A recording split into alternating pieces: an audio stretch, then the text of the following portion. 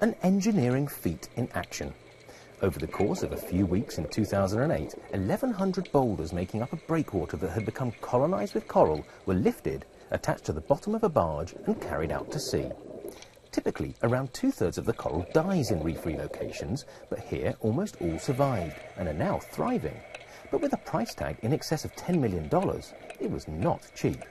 The reef itself was moved from about 18 kilometres in that direction here to the World Island project, one of Dubai's iconic developments. Now, why would a company want to do something like this? It was the largest coral reef in all of Dubai, and it would have been a crying shame if that reef were to suffer as a result of the development that was going to go on. But also because a little bit of self-interest, because it was such a large and well-established reef, we thought if we could successfully translocate the reef, we would be able to use it to help jumpstart some of the coral reef growth on our projects as well. So it was a little bit of community service and a little bit of self-interest as well. And the economic impact of the move is likely to be felt quite widely. The best diving in the UAE is on the other side of the country, in an entirely different emirate. It's expected that Dubai's relocated reef will be open to divers soon, and diving companies are very excited about that.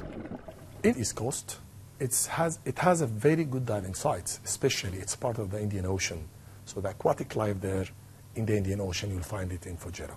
However, after finishing the reef project in Dubai, we're expecting more people to come to Dubai because of the warm water, because of the good visibility, and that's mean, of course, for us as a diving sector, more business for people who want to do courses, rent equipment, buying equipment, and doing diving trips. This is one of our plant rooms where we house all our life support systems for our... And there are other businesses here trying to help conserve and develop coral reefs, the global economic value of which has been estimated at $30 billion a year. Take cuttings from the mother coral and grow them up before they go out into the wild. This aquarium takes corals from the sea, breaks them into pieces to grow, and then reattach to the reef. They demonstrate the technique to visitors and hope to build a reef up to 1 kilometre long. But with 1,500 square kilometres of coral disappearing on average every year, are efforts like this not just a drop in the ocean? Not really, because what you're getting from this is a lot of education. So yeah, all right, we're not going to create a new barrier reef here in the UAE.